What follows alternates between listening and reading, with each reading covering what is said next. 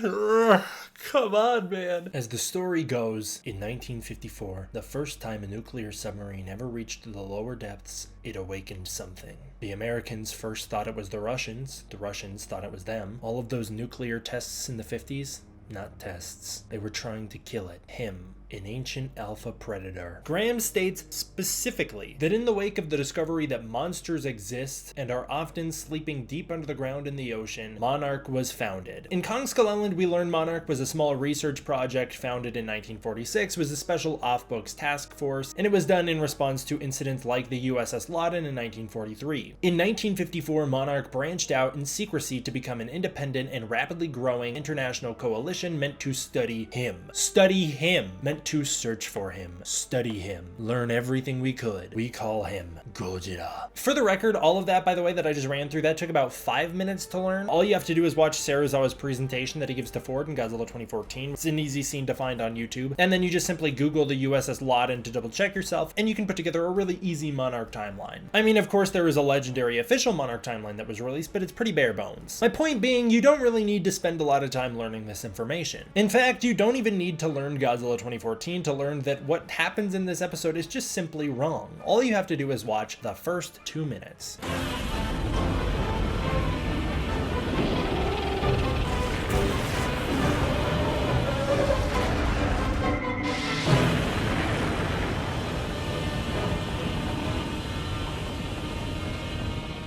What's up, everybody? D-Man back. Welcome to a brand new video, and today we're going to be reviewing Monarch Legacy of Monsters Season 1, Episode 3, Secrets and Lies. For the record here, I want to be clear. I actually still really enjoy this show. I really enjoy it. I really like this show. It just so happens that the thing I was most excited about and anticipating before this show came out, that being revisiting old sequences from Godzilla 2014, has happened to turn into my biggest dread for this show, as I hope they don't touch anything again with a 355-foot pole. Stay away from the stuff that the MonsterVerse has already covered because you don't know your material well enough. Oh my gosh, what are we doing? I really like this show. I think that there's a lot of talented people who worked on it, and I don't want to call anybody out and be like, you should have done better. I think everybody should have been raised up to a higher standard, and I think this is the problem that happens when a studio does not put a head in charge of a cinematic universe. Things like this happen, and it's hard to judge the people who are involved because they're busy people. They got things going on. They can't focus all of their time on learning the lore of a franchise that they're barely a part of. But oh my god, hire me, Legendary. I have been saying it for years now. We're going on a decade of me basically saying, hire me, I can help. I can help. As per usual, spoiler warning for Monarch Season 1, Episode 3. I want to go through Monarch Season 1, Episode 3, Secrets and Lies. I'm not going to give a beat-by-beat, plot-by-plot breakdown, but I would like to cover some things that while I was watching it noted in my head, so I wrote them down. Starting out with the fact that this episode really puts in perspective the fact that Lee Shaw is 91 years old as he was born in March of 1924, and he has just aged so well. I thought the little joke about that was actually really funny. And because Daddy Kurt, who's only 72, it looks fantastic for a 72-year-old, he's obviously gonna look really, really good for a 90-freaking-1-year-old. I think it's goofy that they acknowledged it, but I'm glad that they did because otherwise people would be picking holes in it this whole time. It's silly, but whatever. This episode, I would say, jumps full force into Showa-era levels of continuity. In a sort of sense, the MonsterVerse has been trending since King of the Monsters into a Showa-era tone as well. So whatever, he can be 90 and kicking ass, that's fine with me. It's fun. He's fun, and I love Kurt Russell, and I wouldn't have it any other way. Also, apparently this is Kurt Russell's first live-action television show, according to one single article I read, since 1976, which is crazy because that's the same year King Kong climbed that big tower. But it's also crazy because the show he was on, The Quest, was apparently the last live-action television show he did, which means it's just fantastic that he returned here. We are very lucky to have him in the show because, oh my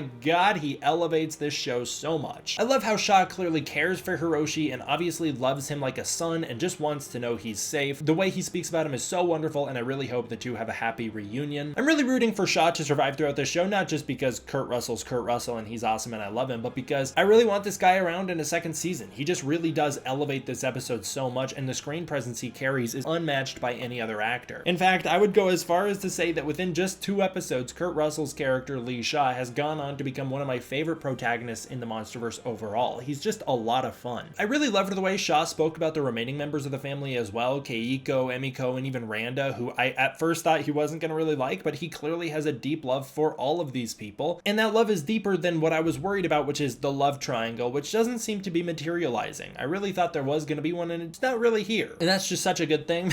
Also, the getaway sequence at the start of this episode, it was just so much fun. I really had a great time with it. I loved the way that the car just kind of dinked into those poles. That was so much fun. I also like the way that Shaw interacts with Kentaro throughout this episode. It was really wonderful stuff. Also, I love the way that Kate and Kentaro are finally starting to form a real bond in this episode. It felt very natural. I loved the way that you could tell there's clearly pain there, especially on Kentaro's part, because he's so resentful of the fact that Kate exists. But at the same time, the two of them are starting to come together and bond and actually like each other, and I really, really liked that. I don't know what it is, by the way, but I'm just not a big Mei fan. Unfortunately, she kind of cringes me out. I don't exactly know why, but it's unfortunate because the character's done nothing outright wrong. It's just something about the character really just kind of cringes me out. Sorry, Mei.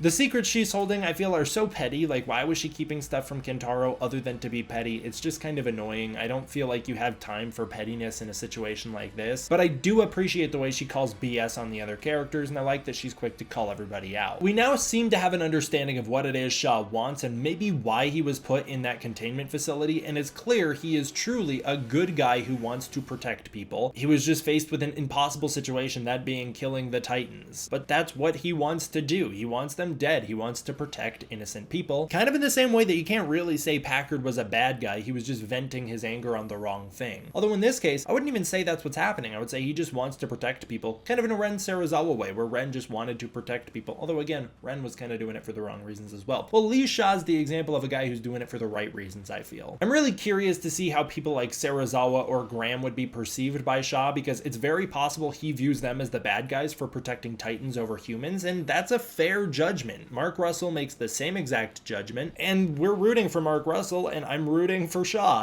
I think Serizawa's whole let them fight is crazy irresponsible. I also wonder if there are truly bad people working within Monarch that he's talking about, and I think we know one of them so far. I'm almost certain that the storyline with Mei here is that she's been keeping the secret that she used to be part of British Special Forces, because that's part of her character bio and they haven't brought it up yet. I think she defected from them and kind of reinvented herself, and I'm guessing she's going to be on the phone with an old girlfriend of hers. Mei has literally no reason to be upset with Kentaro here, by the way. It really frustrated me. I mean, she's the one who continued digging into Monarch. She's the one who cracked the files in the first place. She's the one who left the server open. It is on her. You can't blame Kentaro for not knowing this stuff. And you can't blame Kentaro for being like, come on, dude, tell me the truth, and come on, quit being so mopey and quit being so rude. And I don't know, man, I felt like Kentaro was like really tame in this episode. He was just like, hey, Mei, can you come over here? And she's like, you don't get to tell me what to do with my time. And he's like, well, sorry. Don't take your relationship drama out on the guy, because he is still the only one actively focused on the goal here. I understand Kentaro's want to hold on to Randa's files. He's a very sentimental guy, and I really appreciated that. And I liked the scene where he and Shaw debate what to do with them. Shaw made some really good points here, and I really respect Shaw's decision to A, allow the kids to call the shots because it's their family and he doesn't want to drag them along for something they don't want to be a part of, and B, allow Kentaro to be the one to destroy the files because they clearly meant a lot more to Kentaro than they did to him. All the stuff in South Korea was great. I really loved it. It was so much fun. I think they pulled off a trope that I don't normally enjoy in a way that really worked here, with the whole bait and switch where you think the guard and Shaw are against each other, but then they turned out to be old friends. That's always a trope that cringes me out, and they did it really well. Kind of like how in the last episode, they pulled off Kentaro destroying the room when I normally find that trope to be pretty cringe as well. Kurt Russell is super funny in this scene, and like I said, he just elevates this whole episode. I loved the scene when he's like, we're not terrorists, I've never been to North Korea. It was giving shades of Jack Burton, and I freaking loved it, man. It was just so much fun. He can pull off lines that most nobody else can. Also, I loved the police officer in this episode, the guard. His name, I believe, is Duho. I really liked him. I think this is the actor played by Ruta Kato, but Ruta Kato on IMDb is like listed as just police officer, so I think it's him. The little time we spent with Tim and Duval in this episode, I also really liked. I think Tim, after this episode, is a guy who is truly trying to do the right thing, and I think he's probably wanting to protect whatever Randa found. I'm gonna guess that he's gonna be on this side of Monarch that we're used to seeing, the side of the good guys. I'm gonna think he's gonna be a little more in line with like our Serizawa type characters. This Verdugo character, I think, is the bad guy. I think she is no good. I think she is rough. I think she's bad stuff. She knows what happened to Shaw, wanted to keep him locked up. She's the bad guy for sure, and I completely understand why Tim would be so afraid of her, because she clearly has no moral boundaries. Shout out to the Serizawa name drop in this episode. I'm glad that they name dropped Serizawa, but I do think that Tim should have probably gone to Serizawa, because at least from everything I've seen so far, specifically the way that Serizawa treats Joe and forward in Godzilla 2014. I think Serizawa's a good enough guy to just have listened to Tim and done what Tim wanted to do. I think Serizawa, while ideologically he doesn't agree with Shaw, would probably be a guy that would look out for Shaw's better interests because, again, he admires all forms of life. I mean, Serizawa and Mark Russell got along when Mark Russell wanted the same exact thing that Shaw wants. Shout out to Duvall for this scene, for sticking up for Tim. I really appreciated their kind of buddy duo in this episode, and I hope to see more of them in the future. Also, the flight to Alaska just had so many great moments. I really liked the secrets and lies. I liked the way that tied thematically into the episode and related to the episode's title. And I like the way that for the first time ever, it ties into the story being told in Monarch's past, and it made, for the first time in this show, the story in the past feel truly motivated by blending the two stories in that one small way. I did appreciate, though, earlier in the episode when they called out to Keiko's driving from the last episode, and that justified why we told the last episode before now, and the last episode kind of sort of had the justification with the reel that Kentaro found in the first place. It's also hyped to hear more reference to Yetis and other cryptids walking around the MonsterVerse. I really hope we can see those someday. That would be so much fun. And it was just great to see Shaw bonding with the gang. I think he has a great relationship with everybody, and I really liked his dynamic on the plane. The scene with Kate and Duho was really nice. I'm glad that he was able to be there to help her cope with the losses she's experienced. His speech kind of sort of reminded me of the speech Serizawa gives to Mark Russell about accepting what you've lost and moving forward, and I'm hoping that this is able to bring Kate out of her shell a little bit and give her a bit of hope. She deserves it. It also makes me think that while he doesn't want to die, Duho probably was okay with the way he goes out, because the guy's a total badass and he also just had that kind of inner peace. Shout out to Shaw in this episode. He's a real one for the way he flies that plane. The trick with the water bottle was fantastic and very inventive, and a great way to demonstrate how smart he is and how good of a pilot he is. I wonder if the lighting Kentaro saw was some sort of ionizing radiation in the sky. It could also be alternately a fire set by his father. I'm sure we're gonna find out in the next episode. Also, Kurt Russell just knows how to sell everything, man. He knows how to sell things that don't normally work, like that weirdo maniacal laugh he does at the end of this episode. It's hilarious and I loved it. So big shout out Daddy Kurt.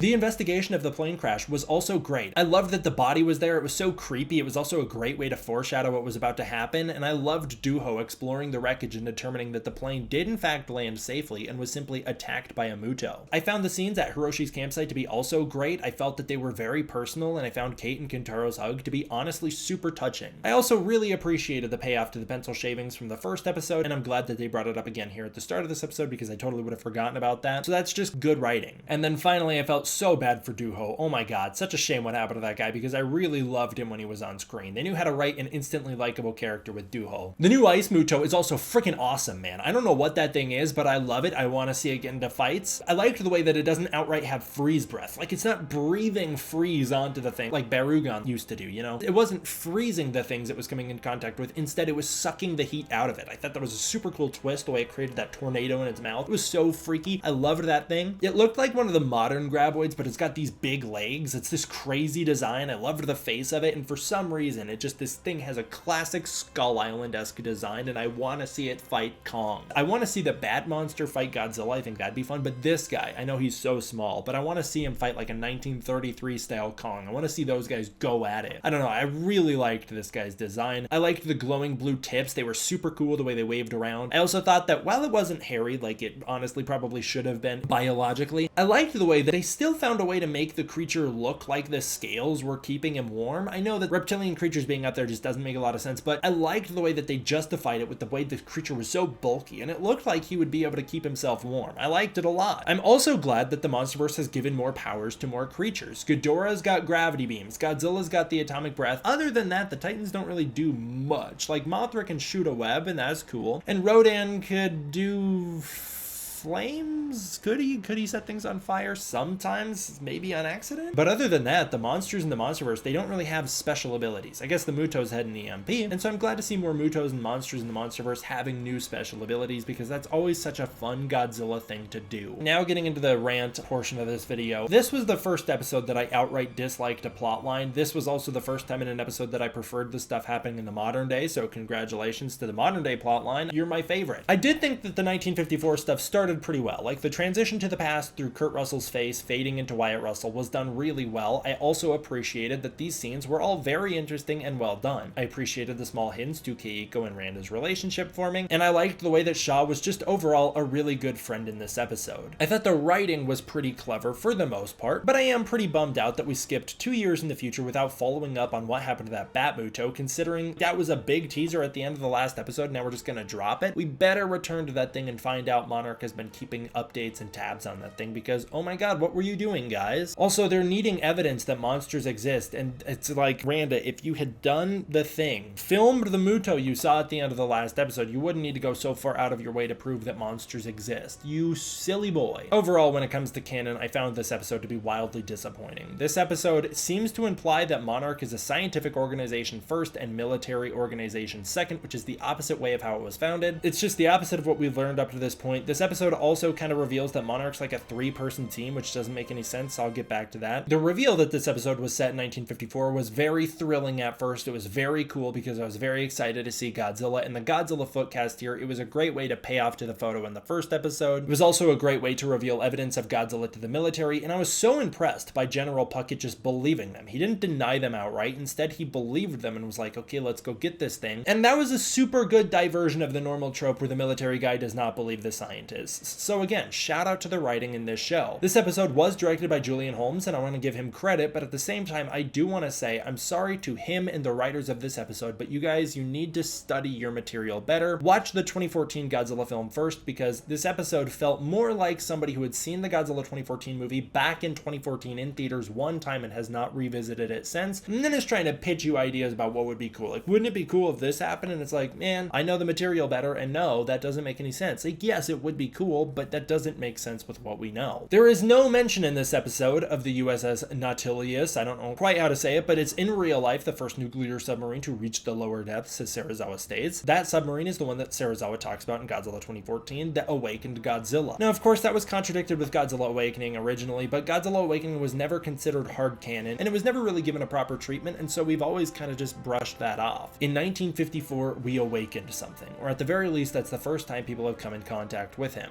The Nautilus was outright stated to be the first thing to discover Godzilla and make contact with him. There is no mention of that in this episode. There's no mention of how the US and Russia both came in contact with Godzilla and blamed each other, even though that would be super interesting Cold War era stuff to play with and just sets up for an incredible plot line, and then they didn't follow through with it. Also, Monarch asks for funding to track Godzilla, but their only proof that he's attracted to radiation is the fact that the Muto in the Philippines produced radiation. They've still yet to prove on screen that Titans consume radiation, and have yet to prove that Godzilla has any interest in it. Maybe that's just a one Muto thing. 電波はどうだかわかんねえが、ジェットジャガーだったら怪物を檻に追い込むくらいお手のもんよ。怪獣なら何でも電波に引き寄せられるって可能性の方が低い。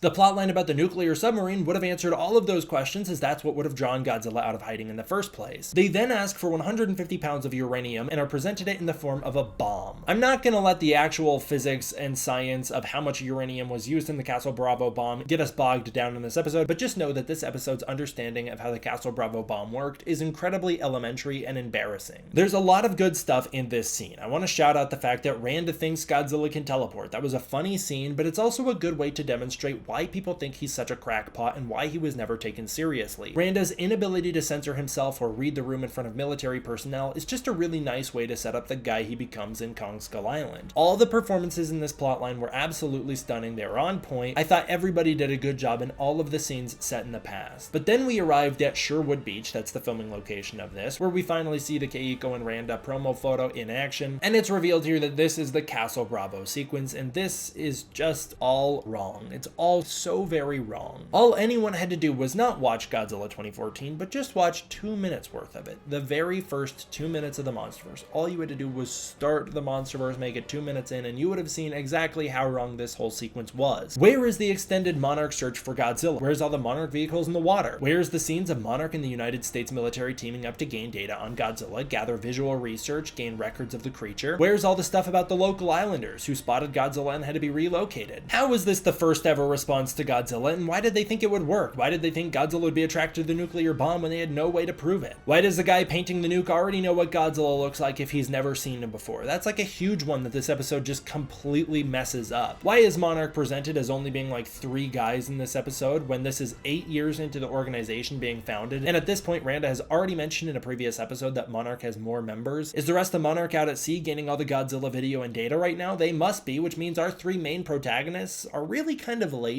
I'm assuming that everybody else at Monarch was working their ass off during this sequence and these guys are just kind of sitting around. Why are they sitting so close to what was the largest hydrogen bomb the United States ever detonated? Where's the rest of the soldiers that we saw in Godzilla 2014? In Godzilla 2014, we see a bunch of soldiers on boats and helicopters flying around watching this historical event, and those guys are nowhere to be seen here. And then we arrive at Godzilla. Oh, Godzilla. I think it's fantastic to see the King of the Monsters on screen again. This is exactly what I thought before, and I did say it in my first Monarch review, what I thought the arc of this show was going to be. I thought we were going to visit Castle Bravo in episode 3 because that's a big thing to happen kind of in the first quarter of the season. I would have liked this scene more if this wasn't Castle Bravo. In fact, I think an alternate proposal for this sequence should have just been the bomb doesn't go off. Instead, this is their first attempt to lure the creature out to find out if he is even interested in these bombs in the first place, and they allow him to come out and eat the bomb. Yeah, Godzilla eats the bomb and they realize this creature's a lot bigger than we realized and we're going to need a lot more firepower than whatever small nuke they were originally packing in this episode. That would have been a far more interesting thing to do, and it would have been a good way to tie into the intro sequence of Godzilla 2014. Keiko also, if you wanted to go through that, could have stopped them from detonating the bomb here, as she tries to do in the episode. She could have stopped them from detonating it, Godzilla could have eaten it, they could have realized that they're going to need something much bigger, like say 15 megatons worth of explosive power, and then we could have been off to the races. This is going to sound really harsh, but did anybody watching this episode actually bother to watch Godzilla 2014? Because it's just so clear in that Godzilla does not get out of the water like he does here. In fact, he should have blown up the second he lifted his head out of the ocean. The detonation at Castle Bravo has been seen in all 3 Godzilla films so far, and we have spent extended amounts of time looking at that one single frame of Godzilla in both 2014 and King of the Monsters. It's brought up constantly in the MonsterVerse because it is the only frame they have of Godzilla sticking out of the water before 2014. I don't want to go too hard on this, but Godzilla looks fine here from head on, but the CG definitely lacks when we're looking at the side profile. Again, I don't want to go too hard on it because I respect and admire the work of CG artists, and I respect that they had a TV show budget, and I want to say, for a TV show, this is astounding stuff, so I won't nitpick too much, but there are a few things that I'd like to mention that kind of throw this off that could have been easily changed. The water moving around throws it off because it doesn't really obey physics very well. Godzilla also looks really thin and awkward here. His arms are really awkwardly small, and he no longer looks like the imposing 2014 Godzilla that we saw in the first episode of this show. He instead looks like Godzilla 2014's baby. Also, Godzilla is astoundingly short in this shot. He is standing at about 164 feet like he does in the Showa era. This is a 50-meter Godzilla we're seeing here, and this could work because we're saying that Godzilla grows over time, and we could be establishing that right now. But in Godzilla 2014, Godzilla swims horizontally on shore and is almost the exact same height in relation to the nuke tower that we see as Godzilla standing here is. Godzilla laying down was as tall as Godzilla standing up in this episode. It's just wild. In the Godzilla 2014 flashbacks, Godzilla was scaled at 355 feet because they weren't planning on having Godzilla grow over time, and just in that his width is about the same as his height here. They should have just saved themselves the trouble by reusing the shot from the 2014 film. I know some people would have been annoyed that they didn't get new Godzilla footage, but you could have still had some of Godzilla swimming in the distance, and then that shot of his back coming up towards the nuke. You could have still done that stuff. Just don't have him get up out of the water and roar. I will admit, setting all of that aside, that the shot of us running up through Godzilla's tail, looking up at his back as he roars, it's